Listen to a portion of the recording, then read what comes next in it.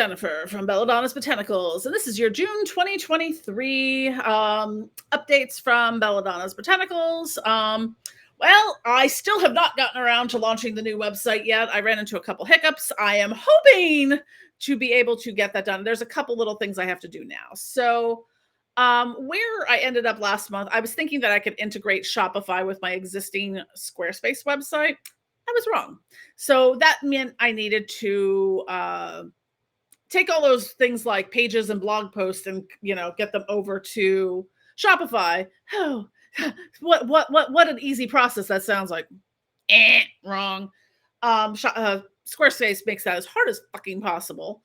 And there was just no like end-to-end importer way to do it, so I had to hire a company to do the importing of the blog posts because there was no way that I was going to copy and paste 6 years of blog posts into from one place to another. So we did the import. It just took a little bit longer because some things imported. The dates were all wrong. Like they all imported that every single thing in the past 6 years was published on May 24th, 2023.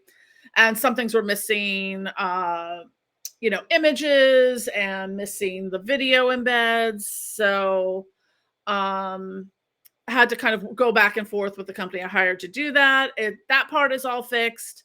I have to do a couple more design tweaks to the website. That just kind of sidetracked it.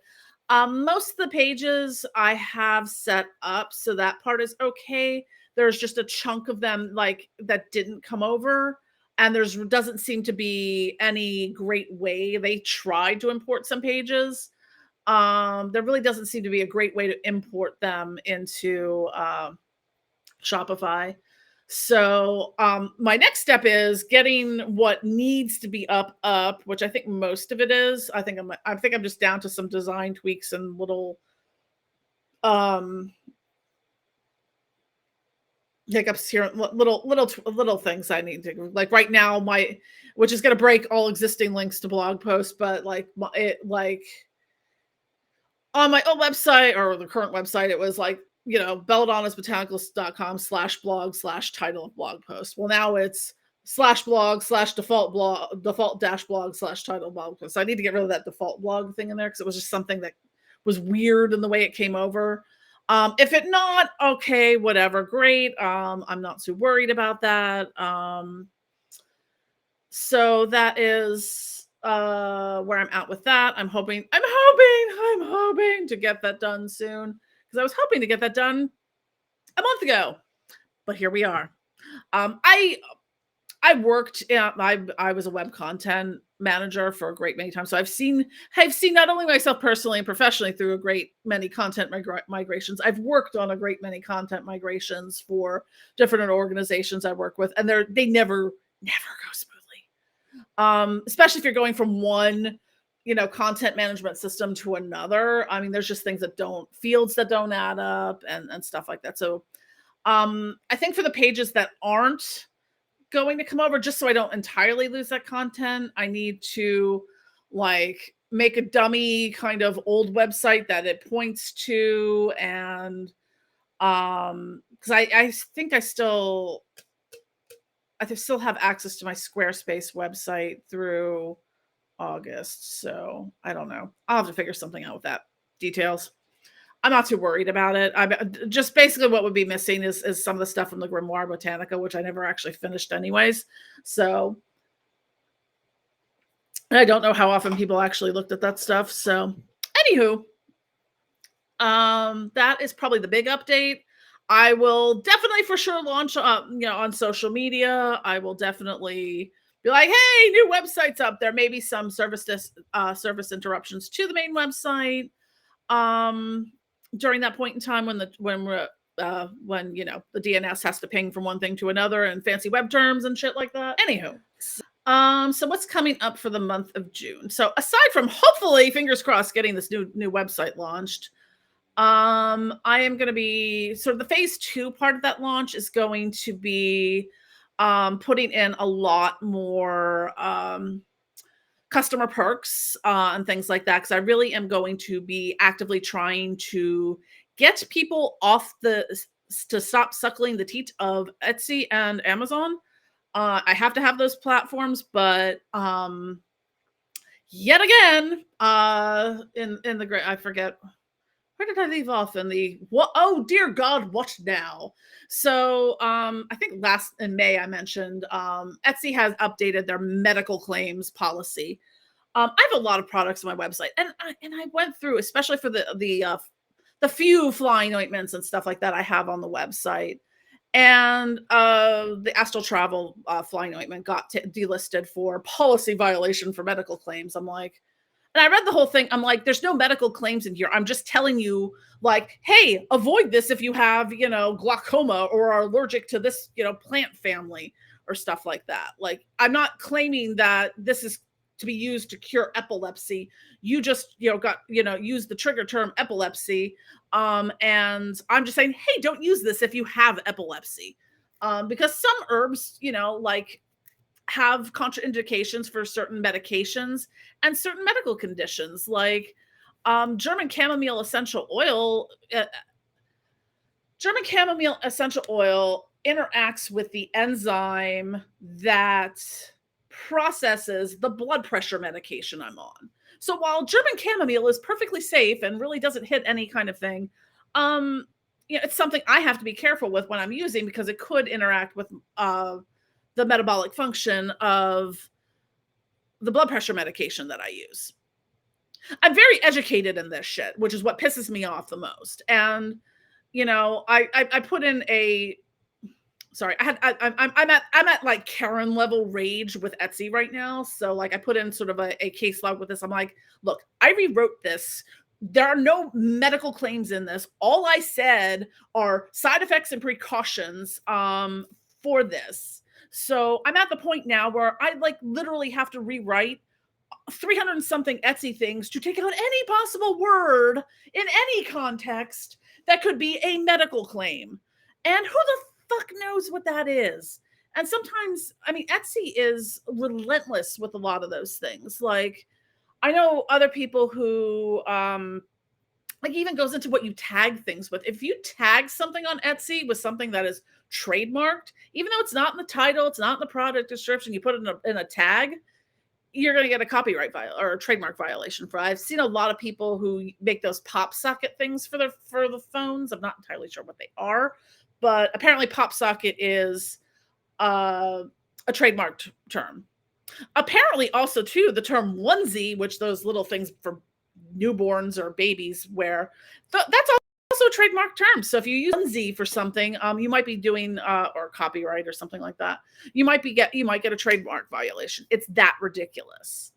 So like I have done a lot of study and I'm very well educated when it comes to being FDA compliant with things, because I did get my start out in this doing more traditional aromatherapy and herbalism things, which was a giant pain in the ass when it came to doing FDA compliant things. Like, there are so many little nuances, especially for herbalists and aromatherapists and things like that, where you can't make any kind of claims, or you have to use very vague terminology. I can't say this helps with insomnia. I can say something like it's relaxing. And it's a lot of things you wouldn't think. Like when I briefly was making some stuff for like baby care things, and I was looking at diaper rash ointment or something, or diaper ointment. That is not a word you can use because that implies a medication or medical action with it. So I'm like, fine, I'll call it baby butthurt cream.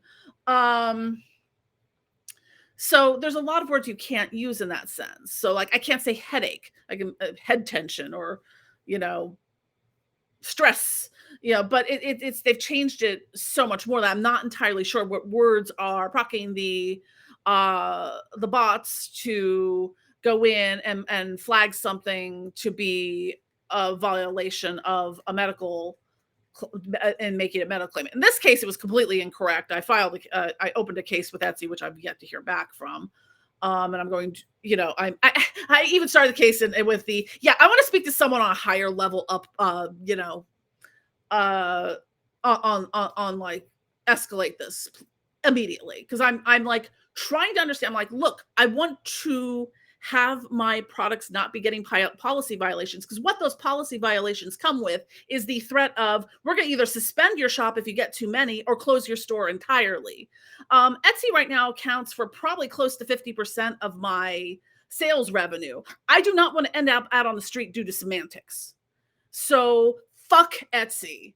If you really want to support small businesses and creators, if they only have an Etsy shop, great, but please shop from us elsewhere. Because the amount of rage-inducing stuff we have to deal with these platforms.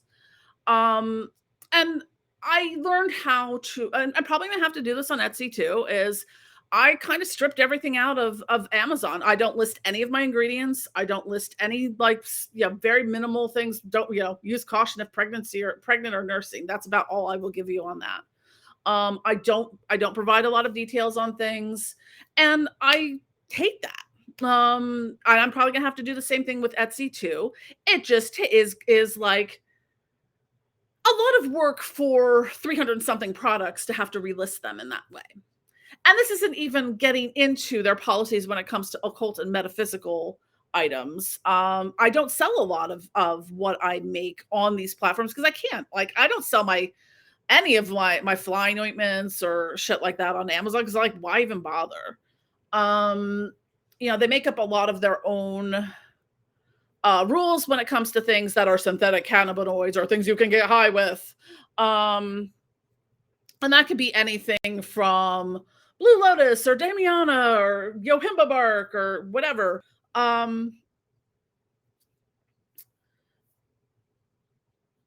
It's incredibly frustrating and hard. I want to be able to inform my customers of what's in things because, hey, people have allergies, or, shouldn't be, marinating in, wormwood and mugwort if they're like 9 months pregnant. Some things have natural phytotoxic or abortifacient qualities to them or properties to them. It's incredibly frustrating. And I will say, I talked to Shopify because I was like, okay, honey, I'm like, I need to know I need to know upfront what I'm gonna, what is going on here. If you have any policy on herbal stuff, because that's why, my PayPal account got suspended earlier. And what started this whole process of me having to get a new website was because PayPal does not suspended my account for selling products that had FlyAgark, Datura stramonium, and something else in them. So a lot of times it comes down to the payment processor. So I am working with a third-party payment processor right now for the new site because that's, I think, where a lot of these problems come from is that they're very conservative in and a lot of occult stuff is considered high risk, which is, I understand there's a lot of, charlatans and people out there, let's face it, there's the people out there that are like, oh, you're cursed. Someone placed a curse on you. You've got an ancestral bloodline curse. Okay, so if I'll do this, and this for you, $4,000. Okay, I do this, and this for you. Okay, you still have some stuff going on. Let me do this, and this, and another, and then suddenly, there's people who have paid tens of thousands of dollars to some of these people who have told them they're cursed, and that's why. I mean, damn Skippy, I'd do a chargeback on that shit. So that's one of the reasons it's high risk. I find having to deal with Amazon and Etsy's customer service to be unrelentingly garbage most of the time. It's like, oh, here, just link back to this and this. I'm like, talk to me like I'm a human and answer my questions. Don't just send me links to things I've already fucking read. I know how to read. Like Shopify's customer service, fucking amazing. I mean, they'll be on there with you, answer every question, send you, find you in real time, find you the solution that you need for the problem and then give it to you. And so I don't think I'm going to have any issues with the new website based upon what I explained to them, I'm like, look, I do occult goods and services. It's kind of, again, one of the things with those is you can't guarantee results, which I don't. Sometimes it's a matter of can be used for, is used for, might be the determining factor. But I'm not going to say use this money drawing oil and win the lottery tomorrow. No. But I'm going to be working more towards driving sales to my website and developing more perks for that, because quite frankly, it's if you love me, stop using Etsy. I beggeth of thee. It's incredibly frustrating. I went in with the remaining flying ointments that are on Etsy's website, on my Etsy store, and just be like, well, I'd like to tell you what to do with this and how to use it and what the side effects and precautions are, but Etsy's medical claims policy, blah, blah, blah. So, inquire within, but I'm going to basically kind of have to take out and rewrite all this information to make sure it's just as dumbed down as possible and with bare basic bitch information for Etsy, because that's what I had to do for Amazon. And since I took the ingredient listings out, I have not had any problems, or knock on wood, I don't think I've had any problems. Most of the time it's usually weird little things like they are so militant with their backgrounds being completely white. If you have a little bit of a shadow in the background, it's like it'll be like, this product has been delisted because it's not, because it's back for reals. So it gets incredibly frustrating with a lot of these issues. I'm going to have to go through and, I've been slowly doing this as I've been updating things, is stripping out all the ingredient, because it does have Etsy does have fields on it to, tag the ingredients or the materials used and whatever it is. And I just say, now it says carrier oils, herbs, botanicals, crystals, essential oils, fragrances, instead of like, fractionated coconut oil, rosebuds, chamomile, cinnamon essential oil, carnelian, glitter. Because who the fuck knows what is going to. And now with the medical claims part of it is like I have to again, rewrite everything, because the stuff that's getting hit, like I wouldn't have thought like the flying ointments would have hit the medical claims issue, but here we are. I know I had some body oils, because how dare I use the word aphrodisiac and libido apparently are medical claims. In the way I even worded it was like, the essential oils in this have strong aphrodisiac affinities. That's all I said. Not like this is gonna give you a slamming willy, So it's just a matter of I'm just gonna not be able to give you information. So if you want the actual information, I'm gonna have to have that on my website. And for the amount of money I lose to Etsy per month in fees, which usually is about over $1,000 a month. And that's before advertising, because there's forced advertising, which is the after you're past a certain threshold, they force you into the Google ads. So for the love of God, if you ever search for something on Google and it pulls up Etsy product ads, don't ever click on them. Even if you don't buy that product, that person's getting advertising fees charged to them. And if you do buy it, Etsy's taking an even bigger cut from them. Yeah, the more you know. Etsy used to really seem like that it cared about the people whose blood they're sucking on a regular basis. And I'm sorry for this tangent on Etsy, but they're really hitting my rage buttons right now. But because it's like, okay, you made this thing. I don't know what, I can't anticipate what words are going to pop up that are going to proc a medical claim when out of context, because all this said was don't use if you have epilepsy, not this is going to cure epilepsy. Because there's no nuance to it, because it's all fucking bots and shit like that. And idiot customer service people who, granted, Etsy's customer service is slightly better than Amazon's, but we quibble over terms. So, yeah.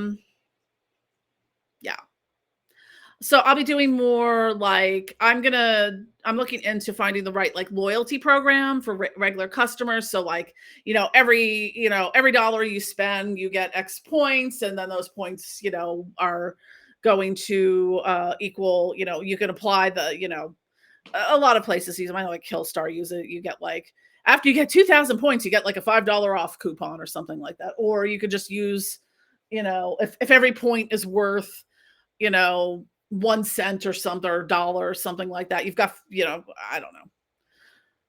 You get $1.50 off if you want it here, or if you want to save it up and whatnot. So I have to figure out the details for it. So and just some other membership perks, like probably will implement some free shipping over a certain threshold.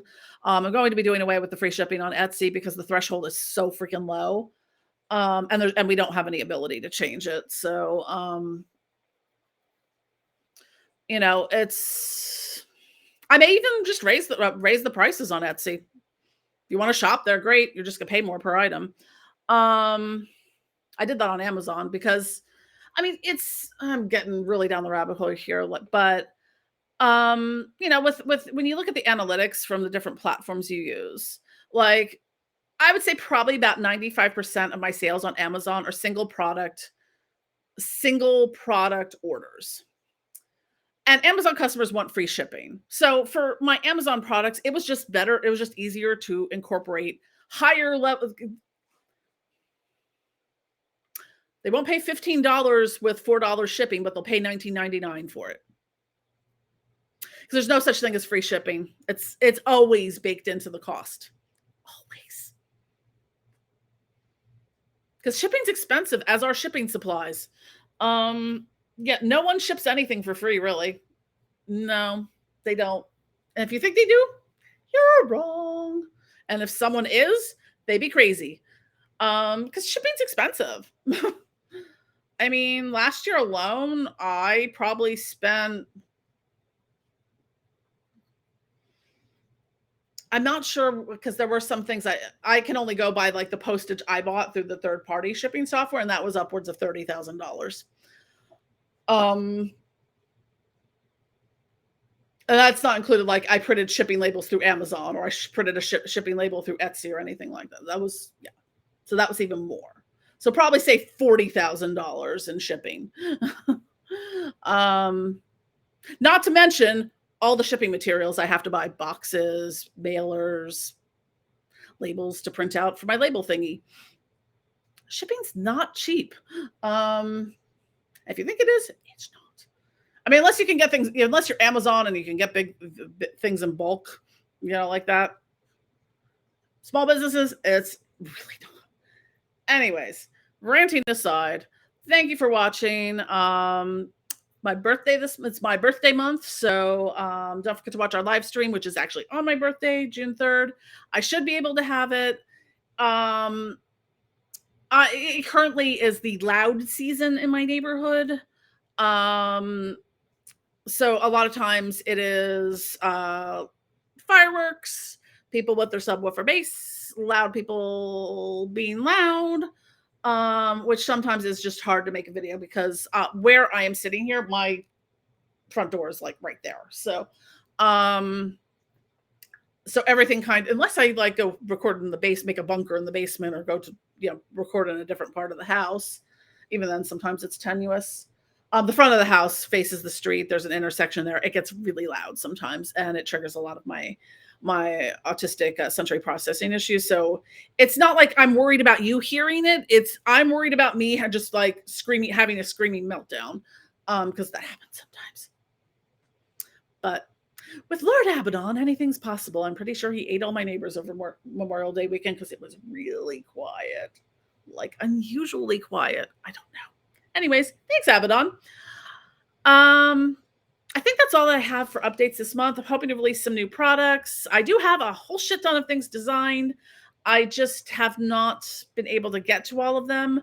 Mostly because I'm dealing with the extraneous website stuff. And I convinced myself I was going to start painting again. So yesterday I went to the craft store and bought painting stuff. So let's see if that happens. Anyways, Don't forget to click like and subscribe, and I will be back with more videos because it's video recording day. Love y'all.